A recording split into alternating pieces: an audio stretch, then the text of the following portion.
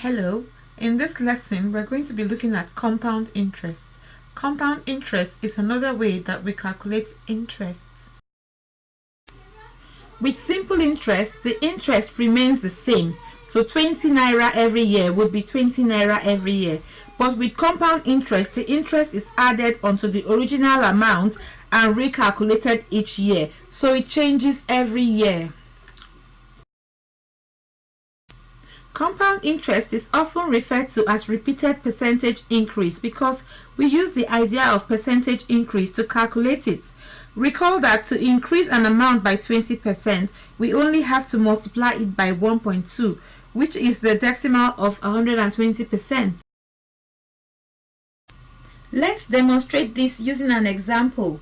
Here it says calculate the total amount accrued and compound interest on 800 naira borrowed for 3 years at 20% interest rate. For the first year, using the idea of percentage increase, we would have 800 times 1.2, which is equal to 960 naira.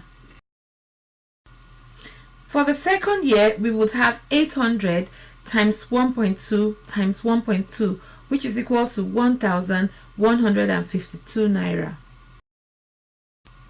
For the third year, we would have 800 times 1.2 times 1.2 times 1.2, which is equal to 1,382 naira 40 kobo.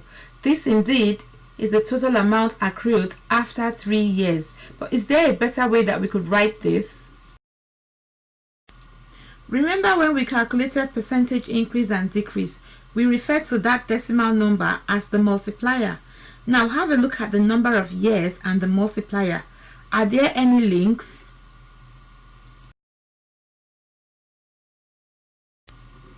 Of course there is. It is being multiplied by itself for as many years as there are. Now what's a good way to write a number being multiplied by itself? Yes, indices or powers. So for 3 years, we would have amount equals 800 times 1.2 raised to the power 3.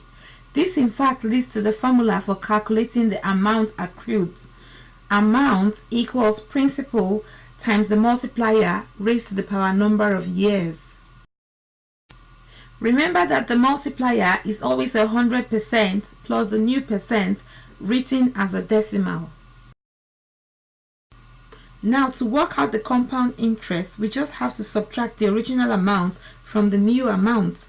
1,382 naira 40 kobo minus 800 naira equals 582 naira 40 kobo. That is the interest after 3 years. So far, we've been able to derive the formula for calculating the total amount accrued and the compound interest. In the next lesson, we shall look at some worked examples using this formula.